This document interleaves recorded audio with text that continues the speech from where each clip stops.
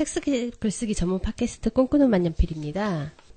벌써 우리 한 분기 정도 했죠? 네, 오늘이 13회차 녹음이에요. 벌써, 네, 시간 참. 네. 빨리 가고 빨리 오는 것 같아요. 네, 벌써 하반기예요. 2014년도. 방금 읽어주신 시는 어떤 시예요? 그 파블로 네루다라는 그 칠레 시인이 있는데, 그분이 쓴 시 중에 민중이라는 제목의 시가 있는데 좀 긴데 그 중에 이제 일부분들 그래서 같이 제가 주변 분들과 같이 공유했었던 내용의 시 중에 일부분들이었습니다. 그러니까 이 주인공이 자기 옆에 있는 아주 보통의 평범한 사람들을 바라보면서 그 사람들 이런 식으로 살아야 되지 않겠느냐라는 식으로 민중들을 찬양하고 그리고 이제 애정을 갖고 있는 그런 시로 느껴져서 소개를 드렸습니다. 오늘 오프닝으로 그 시를 고르신 이유가 있으실 것 같은데 네. 어떤 이유신가요? 이 핫 이슈하고 연관이 되는데요. 지금 이제 네이버 웹툰에 최규석 씨라는 그 만화가께서 쓴 송곳이라는 웹툰이 있습니다. 그래서 뭐 아시는 분들은 아시고 아마 모르시는 분은 모실 텐데 이 직장인이라면 제가 꼭 2개의 만화는 한번 보았으면 좋겠다고 한 것 중에 하나가 이제 미생이고 또 하나가 이제 최규석 씨의 송곳이거든요. 그런데 송곳이 훨씬 더 날카롭습니다. 제목 그대로인가요? 네. 그렇죠. 주변 분들한테 정말 꼭 한 번씩 보시라고 추천드리는데 신혜인 작가님 그 웹툰 좀 많이 보시잖아요. 네, 사랑하죠. 이 스마트폰으로 송곳 보려고 하면 어떤 방법이 제일 좋을까요? 우선 웹을 구입할 수 있는 곳에 가서요. 네이버 웹툰 웹이 따로 있어요. 네이버 앱이 아닌 네이버 웹툰 앱. 웹툰 앱. 네. 네이버 웹툰이라고 검색하면 되나 보잖아요. 네. 네이버를 치면 뭐 여러 개 나와서 거기서 뭐 선택하실 수도 있고요. 네. 거기에서 다운 받으시면 이게 화요일 날 연재가 되는 웹툰이에요. 네. 네, 그래서 화요일 거를 클릭하시고 보시면 이제 송곳을 보실 수 있는 거죠. 네. 그러니까 네이버의 특성상은 또 순위별로 인기 있는 순서대로 위에서 보여줄 수 있거든요. 한 중간쯤 가시면 송곳 보실 수 있으세요. 좀 그런 명대사가 있어요. 그래서 내가 정말 이렇게 보호해줘야 되는 사람들이 정말 좀 완벽하진 않을 수 있지 않냐. 완전히 흠결 없고 정말 깨끗한 사람들이냐라고 해서 내가 그런 사람들 보호해줘야 되냐라고 얘기해줬더니 거기서 이제 굉장히 유명한 노무사가 나오는데 그 노무사가 하는 말이 우리는 보통의 사람들을 그렇게 흠결 있고 그렇게 낮고 어떻게 보면 우리 기대치에 못 미치는 그런 사람들을 보호하는 게 그게 현실인 거다. 완벽하게 네가 원하는 깨끗한 사람을 보호하려고 하는 게 아니다. 그런 얘기를 해주더라고요. 돌려서 말하면 이 세상에 완전 물결하게 깨끗한 사람 없다는 말이 되는 거네요? 아마 완전 무결하게 깨끗한 사람만 내가, 고르고 그 사람들만 하겠다 그러면, 조금의 흠결이 있는 사람들은 아마 그렇게 완전함을 추구하는 사람하고 같이 좀 어울리기 어려워하겠죠. 근데 그런 사람들까지 같이 포용하고 같이 이제 나가겠다라고 하는 모습에서 그게 실제 리더십 같아요. 그러니까 책에서는 좋은 얘기만 하고 완벽한 얘기를 많이 하지만 현실에서는 다 사람들이 흠결이 있잖아요. 그 흠결을 일정 부분 좀 끌어안고 가자. 그런 의미죠. 양코치님의 흠결은 어떤 게 있어요? 굉장히 많죠. 네. 잠버릇도 그렇고. 네. 제 흠결, 말로 다 할 수 없겠죠. 확인할 수 없는 걸 얘기해 주시네요. 네, 그렇죠. 네. 네, 아무도 모르겠네, 생각해보니까. 언니한테 나중에 또 한번 여쭤봐야 할 게 생겼네요. 네. 제 아내가 저보다 더 일찍 자기 때문에 알 수는 없을 겁니다. 그리고 핫이슈로 이거 말고 다른 거 알려주실 게 있다고. 제가 하나, 같이 관련해서 공유한 자료가 있었는데, 지식의 숲이라는 공간이 있습니다. 뭐냐면, 이게 파주 쪽에, 아시아 출판 문화 정보센터 1층에 이제 공간을 마련해 온 건데, 높이 8m 서가에 3km 정도의 길이로 책을 갖다가 꼽아 놓은 거예요. 그럼 3km면 보통 사람이 몇 분 정도 걸어야 되는 거죠? 3km면 보통 남자가 시속 한 4km 정도로 걸으니까 이제 편하게 만약에 그냥 쭉 산책한다라고만 치면 한 45분, 50분 정도 걸릴 거리죠. 꽤 긴 거리네요. 그렇죠. 한번 들어가면 입구하고 출구가 하나밖에 없나요? 그거는 저도 잘 안 가봐서 모르겠어요. 그래서 한번 가보고 싶어서 좀 자료들을 좀 찾아봤어요. 그런데 여기가 재미있는 게 뭐냐면 일반적인 도서관 같은 경우에는 거기 이제 코드를 다 문헌 정보 시스템에 맞춰서 분류를 해놓기 때문에 필요한 책들을 찾거든요. 근데 여기는 당장 그 필요한 책을 찾아서 검색해서 볼 수 있는 이런 전통적 분류법으로 이제 꼽아놓지를 않았어요. 그럼 어떻게 꼽아져 있어요? 출판사별, 이제 개인 기증자별로 꼽혀져 있어요. 그러니까 예를 들어서 뭐 홍길동이라는 사람이 기증한 곳 책, 그럼 이쪽이 쫙 모여 있고, 뭐 어디 출판사가 기증한 책, 그럼 그쪽으로 쫙 모여 있는 셈이죠. 한 사람의 역사 혹은 출판사의 역사를 알 수도 있겠네요. 그런 장점은 있을 것 같아요. 보면 내가 좋아하는 학자가 뭐 책을 기증했는데 이런 책을 읽었었구나. 그럼 다른 사람의 이제 서재를 좀 훔쳐보는 그런 간접적인 경험이 될 수 있잖아요. 다른 곳이라서 한번 가보고 싶다는 생각이 들어요. 네. 그래서 여기는 사서가 또 없고 그 방문객을 도와주는 이제 권독사라고 해갖고 약간 아르바이트 같은 식으로 이제 구성을 한 것 같은데, 뭐 좋은 책은 뭐 추천해 준다든지 뭐 이런 정도의 얘기를 좀 뭐 어디에 이런 출판사 쪽 책이 있다, 그 정도를 이제 얘기해 주는 기능 같아요. 먼저 갔다 온 사람이 후기 남기기로 해요.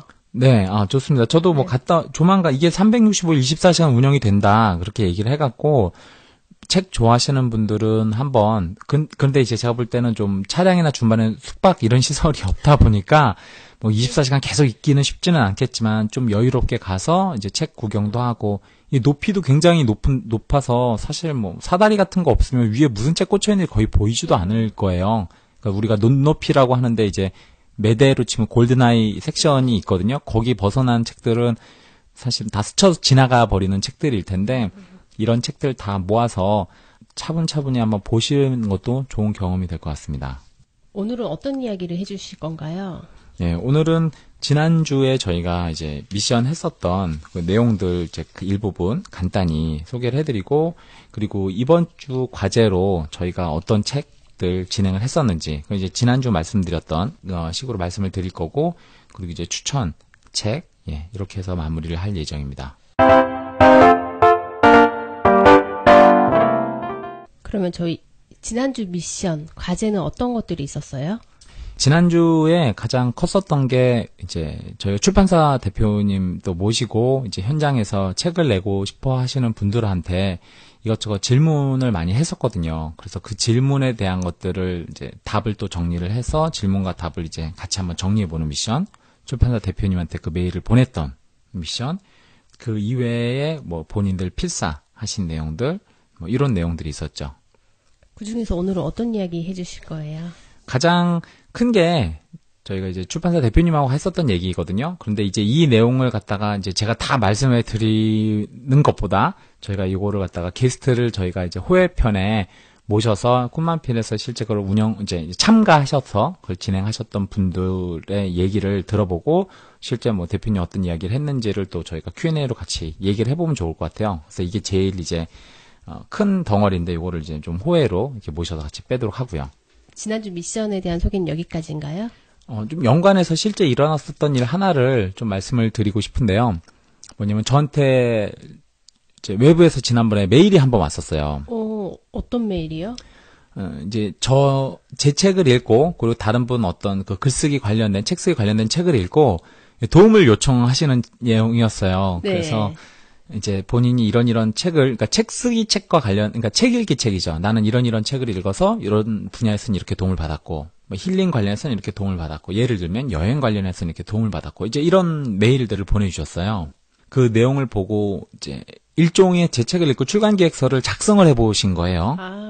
누구나 꿈꾸는 나만의 첫 책 쓰기 책을 읽고 출간 기획서를 작성을 하셨는데, 그 출간 기획서 내용이 책을 읽고 나서 본인이 느낀 점에 대해서 기획을 하신 건가요? 네네, 그렇죠. 그러니까 저희가 말하는 그 목수정의 월경 독서라든지, 뭐 유시민 씨의 청춘의 독서라든지, 이제 이런 컨셉의 어떤 내용들이죠. 피드백 들으셨어요?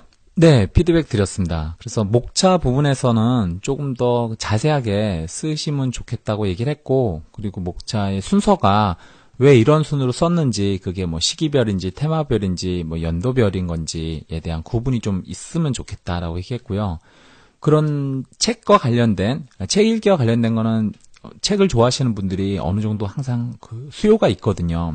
본인 필력이 어느 정도 되신다면 출판사에서 좀 관심을 가져보시지 않겠냐, 이런 식으로 얘기를 드렸었죠. 그 외에 왠지 더 하실 말씀이 있으실 것 같은데. 그분께서 그 재밌었던 게 다른 그 책 쓰기 관련해서 책을 쓰셨던 분께 메일을 또 이렇게 보내면서, 그러니까 저한테도 물어보고 다른 전문가라고 생각하시는 분한테도 물어보려고 하셨는데, 이제 메일을 2번 다 저한테 보내신 거예요. 그래갖고 다른 분한테 보낸 메일인데 이게 저한테 와서 제가 그냥 솔직하게 말씀드렸어요. 이제 여러 군데 알아보시는 것 같은데, 되게 좋은 현상이다. 한 사람만 보고, 그러니까 그분이 좀 미안해하면서 이제 본인이 메일을 잘못 보냈다는 걸 알면서 이렇게 양다리 걸쳐서 미안하다고 그러셨는데, 제가 아니 본인이 가장 현명한 선택을 해야 하셔야 되는데 양다리면 어떻고 세 다리면 어떠냐고 많이 알아보시고 그러고 선택을 하시라고. 그러면서 제가 그 꿈만필 팟캐스트 저희 어차피 이제 매주마다 릴리즈 하고 있으니까 그때 저희가 몇 회였죠? 그 변칙의 세계 나왔었던 내용이 있었잖아요. 네. 초반에. 그래서 그 내용을 꿈을 파는 남자 책하고 그 변칙의 세계 한번 꼭 들어보시면 이쪽 업계의 비하인드 스토리를 아시는데 도움이 되실 거라고 말씀을 드렸습니다. 그렇게 혹시 그 후로 답이 왔었나요? 아니요, 그 이후로 답은 안 왔는데요. 네. 그렇구나. 저희 그 변칙의 세계가요, 3회차에 업로드돼 있었어요. 3회차. 네. 정말 초반에 얘기했는데, 많은 사람들이, 변칙의 세계를 한 번씩 다시 한번 들어보시길 바랍니다. 특히 책 쓰고 싶어 하시는 분들이라면, 이 업계에 비하인드 스토리를. 호혜랑도 연결이 돼 있네요. 네, 그럴 수 있을 것 같아요. 그러면 지난주 미션에 대한 내용은 여기까지고요.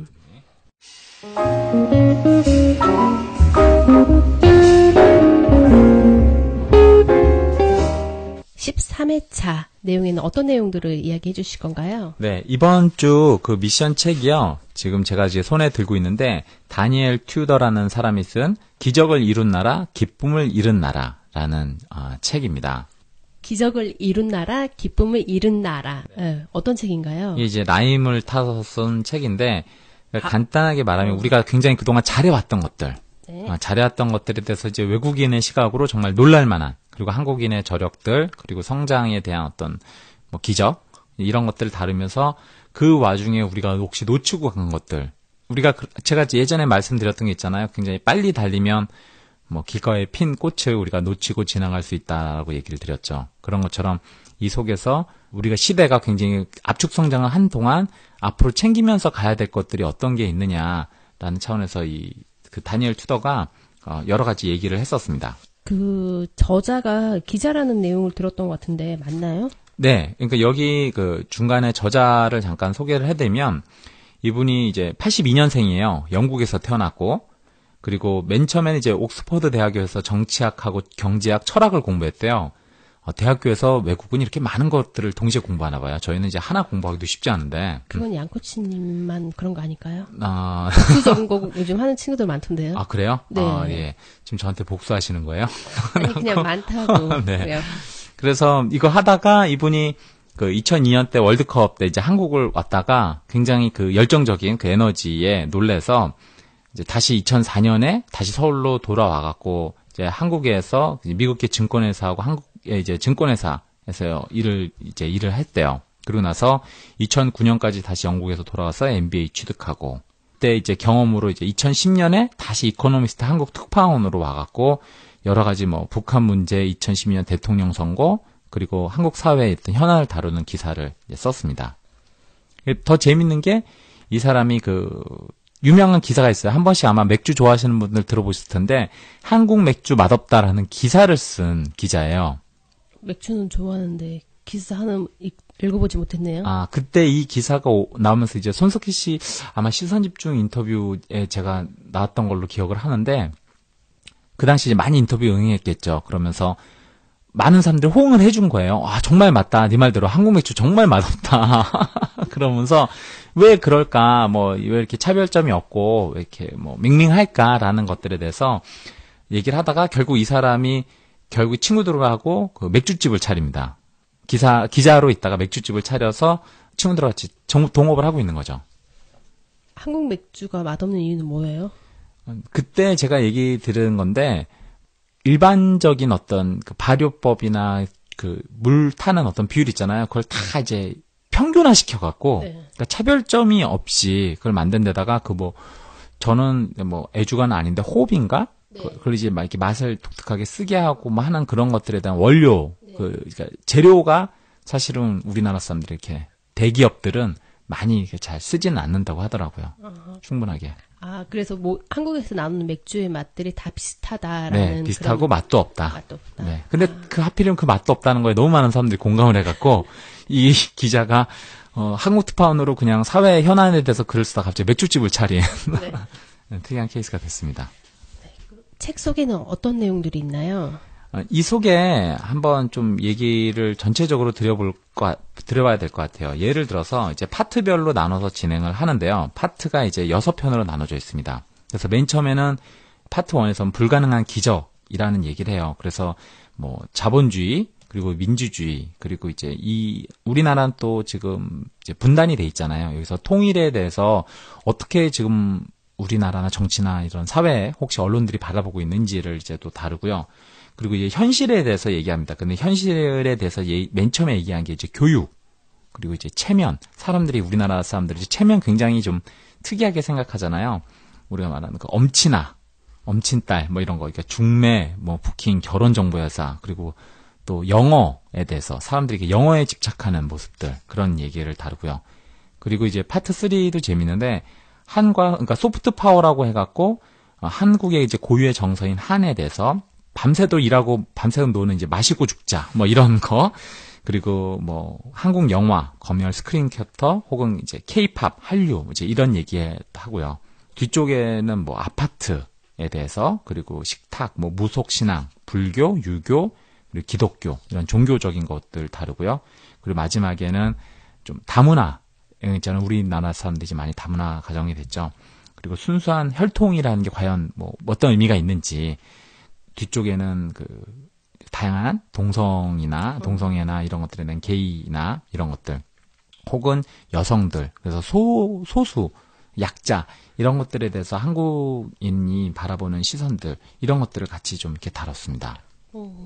책 한 권에 되게 많은 내용이 들어가 있네요. 예, 굉장히 두꺼워요. 네. 다른 것도 많고. 네. 그러니까 저는 그 성소수자에 대해서 예전에 비해서 우리나라 되게 말이 좀 표면화됐다고 해야 될까요? 네. 이거 할 때 되게 재미있었던 게, 어떤 분들이 그때 우리가 그 퀴어 축제인가? 정확히 얘기하진 않았었어요. 그냥 네. 그런 신천에 뭐 축제가 있더라 그렇죠. 정도로. 네. 한 3, 4주 정도 저희가 된 것 같았는데. 네, 6월 달에 있었죠. 그 축제할 때 제일 반대했었던 것 중에 하나가, 예를 들어서 그 동성이 키스하는 걸 보면 다 옵는다. 모든 사람이 그렇게 뭐 게이나 레즈비언이 되기 때문에 절대로 그런 망측한 행동을 길거리에서 하면 안 된다. 다 전해낸다. 이렇게 얘기를 한 거예요. 그걸 보고 이제 김남훈 씨라고 프로레슬러 분이 계시잖아요. 그분이 나도 이제 저분들의 논리를 보니까 좋은 방법을 찾았다. 길거리에서 벌겋고 레슬링을 해갖고 3년 안에 2천만 명 이상을 프로레슬러 광팬으로 만들어갖고 프로야구의 인기를 뒤엎어버릴 테다. 이제 이런 식으로 멘트한 게 기억이 나요. 좀 궁금한 게, 그러면 저희가 보통 길에서 보는 거는 성이 다른 사람들이 키스하는 걸 많이 보잖아요. 저는 키스하는 것도 사실은 거의 못 봤습니다. 저는 가끔 봤는데. 그러세요? 네. 그러면 그 이성애자가 하는 거를 동성애자가 보는 건 왜 안 올릴까요? 이제 그런 논리가, 사실은 그런 논리에 대해서 다른 분들이, 무조건 반대하시는 분들이, 그런 논리에 대해서 솔직히 빈약하게, 반응을 할 수밖에 없는 거죠. 지금 말씀하신 내용들에 대해서. 이게 무슨 병도 아니고 옮기면 왜 없으면 감기입니까? 네. 그냥 좀 다른 관점, 다른 시각, 그 대신 나에게 피해를 주지 않는 차원에서 다른 선택을 할 수 있다는, 결국엔 우리가 프랑스 말로 이게 톨레랑스라고 하는데 관용이라고 얘기하잖아요. 그런 것들을 포용할 수 있는 만큼이 결국 그 문화가 성숙할 수 있는 만큼의 크기라고 생각을 하는데, 일부 다른 시각에서는 이걸 병이라고 바라보면 아직도 뭐 좀 논란의 여지들이 아직 생기는 거죠. 그러면 저희 이 기적을 이룬 나라, 기쁨을 이룬 나라에 연관돼서 과제는 어떤 게 있었나요? 저희가 이제 과제를 드린 게 뭐였냐면, 이번 주에 제가 이제 예를 드린 거예요. 그래서 작가님들이 외국 사람을 만나신 겁니다. 외국 사람을 만났는데, 이 외국 사람이 본인이 존경하는 사람이에요. 그리고 이 외국 사람이 국제적으로 지식이나 영향력이 높으신 그런 학자 혹은 이제 저자입니다. 그래서 우연히 이 사람이 이제 한국에 대해서 알게 되고, 애정을 가진 거예요. 그래서 무척이나 이제 한국에 대해서 궁금해하면서 나 더 잘 알고 싶다. 이렇게 좀 가르쳐달라고 요청을 했습니다. 그러니까 내가 요청을 받은 거죠. 이제 이런 상황에서 그분의 이해를 도와주기 위해서 최대한 이제 진실을, 내가 알고 있는 어떤 사실을 전달해 줄 필요가 있잖아요. 그래서 그동안 내가 배운 것, 내가 아는 지식을 총동원해서 현재 한국 사회를 한 2가지 관점으로 이제 좀 나눠서 편지 형식을 통해 설명을 해봐달라. 이게 이번 주 미션이었는데요. 그러니까 한 면은 긍정적인 면 3가지. 그러니까 뭐 그 이상도 상관없다고 제가 말씀드렸고요. 그리고 또 한 면은 이런 점이 좀 개선이 되면 더 좋은 사회가 되겠다라는 그런 면 한 3가지. 그 이상 상관없습니다. 이렇게 해서 한 3가지 해서 최소한 6가지 정도는 좀 작성을 해달라고. 그러니까 뭐 이분이 좀 유명한 뭐 작가다. 예를 들어서 뭐 촘스키다. 그러면 친애하는 촘스키 씨. 제가 한국에 관심을 가주셔서 대단히 감사합니다. 지금부터 현재 한국 사회에 대해서 제가 알고 있는 바를 경험이나 지식을 통해서 말씀드리도록 하겠습니다. 그래서 툭툭툭툭툭 이렇게 말씀드리는 거죠. 네, 3가지씩 짧게 한번 해볼까요? 장점 3가지. 한국 사람의 장점이요. 이게 어떤 면으로 보면 좀 단점일 수도 있는데, 저는 정이 좀 큰 역할을 하는 것 같아요. 2번째는, 아무래도 압축 성장을 하다 보니까, 우리가 빨리빨리라는 키워드가 있잖아요. 뭐, 서비스나 이런 차원에서 내가 받을 때는 굉장히 좋죠. 뭐, 택배나 이런 거 받을 때도 굉장히 좋은데, 정말 그렇게 하기 위해서 이제 매일 밤 8시, 9시까지 그 물품을 날르시는 그런 분들의 이런 걸 생각하면 꼭 좋은 점이라고 보기는 좀 어렵겠죠. 네. 세 번째 좋은 점. 한국 사회의 최고 좋은 점이요. 외국 사람들 다니는 거하고 비교해서 외국 여행을 많이 하시는 분들이 한국이 의외로 그러니까 치안이 좋다는 말씀 많이 하세요. 그러니까 우리가 밤까지 많이 놀고 막 이렇게 하잖아요. 그런데 치안이 사실 위험한 나라나 동네 같은 경우에는 거의 뭐 저녁 6시, 7시 해 떨어지기 시작하면 다 뭐 누가 시키지 않아도 통금령이 나오는 경우가 많거든요. 우리가 조금 물론 우리가 아직 많이 부족하지만 그래도 치안적인 측면에서는 조금 더 안전한 나라에 살고 있지 않나, 그런 생각을 합니다. 그럼 개선점 첫 번째는? 뭐 가장 큰 거는 뭐 제 아까 장점에 이렇게 하면서도 좀 아쉬운 점으로 얘기했지만, 아직까지는 제가 바라보는 기준으로는 인권에 대한 기준이 좀 낮은 것 같아요. 그래서 공권 열기에 대한 힘들은 매우 강한데, 그만큼 사실은 결국에는 그 모든 헌법에 대해서 그 명시하고 있잖아요. 모든 권력은 국민으로부터 나온다. 근데 그 권력이라는 게 사실 국민이 가지지 못하는 현실 사회 케이스가 있다 보니까 그런 게 저한테는 좀 아쉬움이 있네요. 올해 최저 연봉 체결된 게 5,580원인데 시간에 5,580원이요? 네. 예. 그런데 기업 입장에서는 막 우리 죽는다. 이렇게 많이 올려주면 죽는다. 그런 얘기를 하는데, 사실 그 돈 가지고 일반 서울이나 대도시에서 일을 하면서 자기 그 유틸리티 비용 내면서 살기가 어려운 금액이죠. 개선적 2번째. 제가 인권에 대해서 얘기를 하다 보니까 거의 뭐 전부가 된 것처럼 좀 얘기를 드렸는데, 그 인권에 대한 좀 세부적인 내용일 수 있는데, 아까 말한 그 약자에 대한 측면들 있죠. 지금 말하면 뭐 성소수자라든지 아니면 여성이라든지, 아직도 우리나라는 이런 것들에 대해서 좀 더 평등하게 이루어져야 되지 않을까, 그런 생각을 좀 합니다. 마지막으로 개선점 3번째. 그 프리덤 하우스에서 매년마다 그 이제 지수 발표를 하는데, 그게 뭐냐면 언론 자유 지수를 얘기를 발표를 하거든요. 뭐 많은 분들이 아시겠지만 우리나라는 아직도 그 부분적 언론 자유 국가예요. 완전한 언론 자유 국가가 아니고, 그래서 왜 뭐 하고 싶은 말 다 하지 않나라고 하시는 분들은 조금 더 사회에 대한 시선이나 어떤 공영 방송의 현재 상황에 대해서 좀 더 이제 살펴보실 필요가 있고요. 그래서 이렇게 팟캐스트나 다양한 또 매체들이 또 그 대안으로 나올 수도 있는 거겠죠. 미리 얘기하지 않았는데 이렇게 다 얘기해 주셔서 감사해요. 아니, 생각 나는 대로 얘기해 드렸는데 나중에 더 중요한 게 나올 수도 있을 것 같아요. 그런데 일단은 저는 아쉬운 점은 인권, 약자에 대한 배려, 그리고 언론에 대한 이 3가지는 갑자기 생각이 났네요. 저희 방송이 오디오 방송이라서 그러는데요. 양코치님의 당황한 모습을 저는 이렇게 한 번씩 툭툭 던질 때마다 보는 게 너무 즐거워요. 네. 네. 평상시에 남들이 보면 굉장히 사이 나쁜 줄 알겠어요. 사이가 어느 정도 친밀감이 있으니까 이렇게 할 수 있는 거 아닐까요? 네, 아무튼. 네, 존중합니다. 편집 보고 마음에 안 들면 좀 편집해달라고 제가 요청 좀 드릴게요. 편집권은 저에게. 네, 그러니까요. 네. 네, 신혜영 작가님 막강한 이 편집권을 갖고 있기 때문에. 막강하진 않습니다. 다음 과제는 또 어떤 게 있었어요? 다음 과제요. 그리고 이제 7월부터 이번에 쓰시는 분들이 크게 두 가지가 있는데, 하나는 자기 칼럼을 작성해서 보내시는 거가 되고요. 제가 예전에 말씀드렸지만 본인의 칼럼을 쓰다 보면 이제 장단점도 파악하고 피드백도 받다 보고 규칙성이 있으니까 책임감도 느끼고 여러 가지 장점이 많아서 이 방송 들으시면서 내가 한번 해봐야 되겠다라고 하시는 분들은 어떤 식으로든 꾸준하게 하나의 테마에 대해서 글을 쓰시고 거기에 대한 피드백을 받을 수 있는 그룹 안에 있으면 상당히 좋은 효과를 보실 거라고 생각합니다. 또 하나가 이제 출간 기획서를 저희가 작성을 해보는 건데, 아까 말씀드렸듯이 이제 제 책의 일부분에 그런 출간 기획서 쓰는 방법들이 나와 있었고, 그 이제 여러 출판사 대표님들 말씀드리면 컨셉, 워딩 이런 얘기들이 사실 출간 기획서를 작성하다가 고민하면서 만드는 부분들이기 때문에 이런 미션을 작성하면서 채워보라고 말씀드렸습니다. 저희 이번 책이 1분기 마지막 책이에요. 네, 그랬죠. 1분기 마무리하면서 뭐 하신 말씀이나 소감 같은 거 있으세요? 일단은 팟캐스트가 이렇게 일주일에 한 번씩 펑크 내지 않고 우리가 이렇게 같이 왔다는 거에 대해서 굉장히 축하드리고요. 축하드리는 기념으로 2분기도 역시 펑크 내지 않고 열심히 갈 수 있게 잘 진행을 했으면 좋겠다. 결국 이건 것 같아요. 글쓰기에 대해서 제가 많은 분들한테 얘기 드리는 게, 좀 좋은 결과를 내셨던 분들은 결국 글에 대한 애정, 사람에 대한 애정, 사회에 대한 애정, 그걸 갖고 성실하게 하셨던 분들이거든요.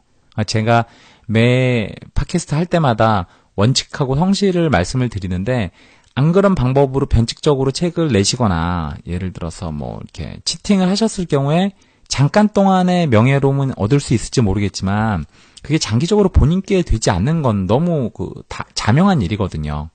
이런 차원에서 역시 꿈만필 1분기를 끝내면서 저희도 한번 다시 그런 초심의 마음으로 이 방송을 진행해봐야 되지 않을까 생각을 합니다. 굉장히 진지하다 오늘. 네. 평소와 다른 모습들. 네, 그러니까요. 평소에 내가 뭐가 달랐지 이러면서. 네. 그렇죠. 네. 네, 사람이 쉽게 바뀌진 않습니다. 맞습니다. 네. 그렇죠. 네. 네. 주니어 미션은 1분기에 작가님들이 고른 책이 마지막이에요. 그래서 책을 읽고 나서 출간 기획서를 작성해보라고 했거든요. 네. 그러니까 보통은 내가 어떤 책을 쓸 건지에 대해서 출간 기획서를 작성을 하지만 이미 본인이 좋아하는 책에서는 어떻게 했을까 역순을 한번 추리해보는 거죠. 네. 네, 그래서 본인이 처음에 작성하기 힘들 수도 있는데 이미 나와 있는 책으로 하다 보면 샘플도 가능해서 이번에는 그런 과제가 부과됐습니다. 네.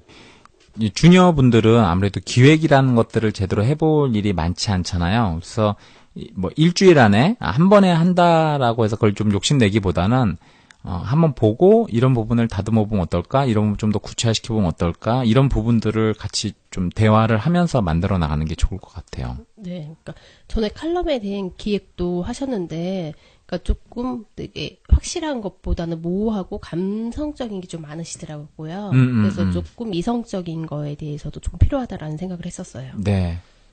현실하고 자꾸 부딪혀보지 않으면 이성적인 부분이나 이제 현실 어떤 이렇게 눈에 띄는 것들이 좀 어려울 수 있으니까 그런 부분을 같이 가는 게 좋겠네요. 네. 예. 네. 낙엽만 굴러가도 웃을 수 있는 나이잖아요.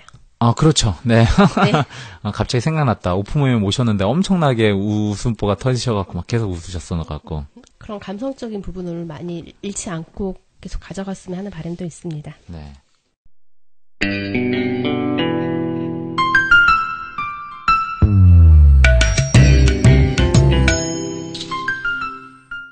13회차 마지막 순서인데요. 다음 주 책은 어떤 책인가요? 네, 저희가 그 다음 주 책으로 이제 작가 정신, 그리고 이제 세상을 바라보는 법, 이 차원에서 저희가 그 책을 추천하겠습니다. 최경영 기자의 9시의 거짓말이라는 책입니다. 9시 하면 9시 뉴스가 떠오르는데 맞나요?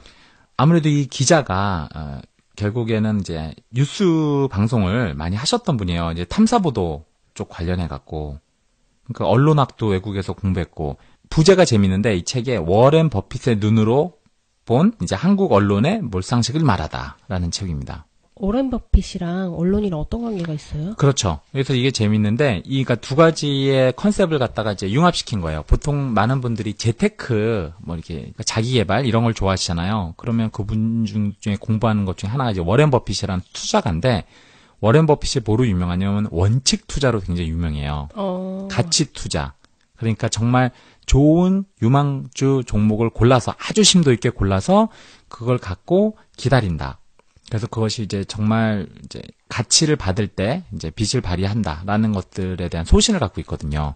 그런 원칙, 그런 철학을 갖고 한국 언론을 바라봤을 때 워렌 버핏이 만약에 언론이라는 거에 투자를 한다면 한국 언론 같은 경우에는 투자하겠느냐, 어떤 것들이 문제가 있겠냐, 이걸 이제 원칙의 기준으로 투자의 기준으로, 그래서 워렌 버핏 어떤 재무 그리고 언론 이걸 굉장히 잘 융합한 굉장히 재미있는 책입니다.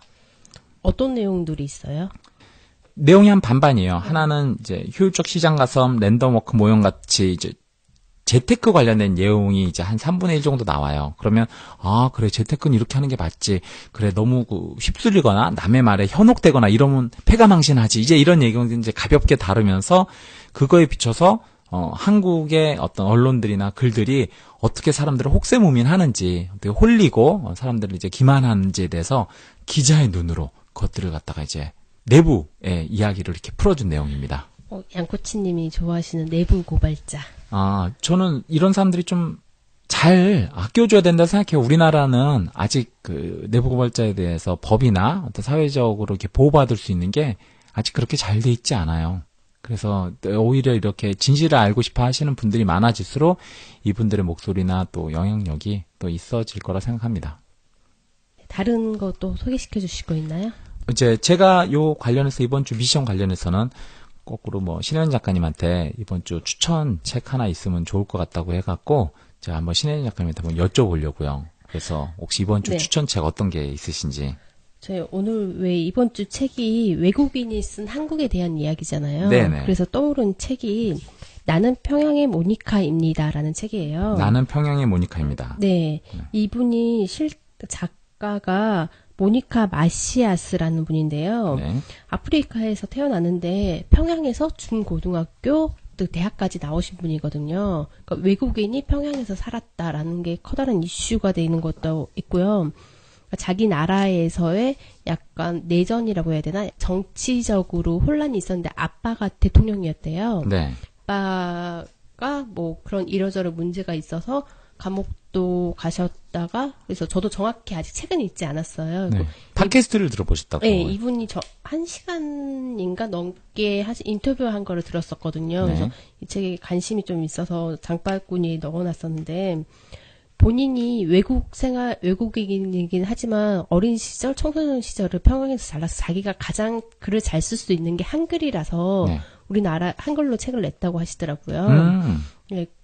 외국인이 이렇게 한글로 책을 내는 것도 쉽지 않았을 건데 대단하다는 생각과 함께 그런 얘기를 했었어요. 자신의 아빠에 대해서 네. 아빠는 독재자가 맞지만 살인자는 아니다라는 말을 했거든요. 그러니까 사람들을 죽이라고 시켰다고라는 내전에 있을 때 했었는데 자기 아빠는 그런 거 시킨 적이 없다라는 얘기를 하시면서 그걸 추리한 내용도 들어가 있는 것 같아요. 저 이게 아마 대통령 선거 전에 아마 있었던 것 같은데 아니다. 2013년 8월에 나왔으면 선거 전인가요? 아니죠. 선거 후인가요? 그렇죠. 선거랑 또 연관이 돼서 그런 얘기를 조금씩 했던 그 기억이 났었어요. 이게 네. 벙커원에서 아마 했었던 것 같아요. 특강 형식으로 같이 해서. 네, 그래서 조금 더 기억에 남았었던 것 같아요. 그러니까 외국인이 저희도 쉽게 가볼 수 없는 평양에서 살았다는 점. 악마의 딸이라는 얘기 들었었는데 그게 아니라는 거. 자기 아빠가 그렇게 한 게 아니고 주변에서 그렇게 아빠를 만들어갔다는 거. 정치적인 그런 문제까지 있어서 아마 평양이나 아니면 외국에 대한 정치 문화 그런 거에도 조금 관련이 있지 않을까라는 생각이 들었어요.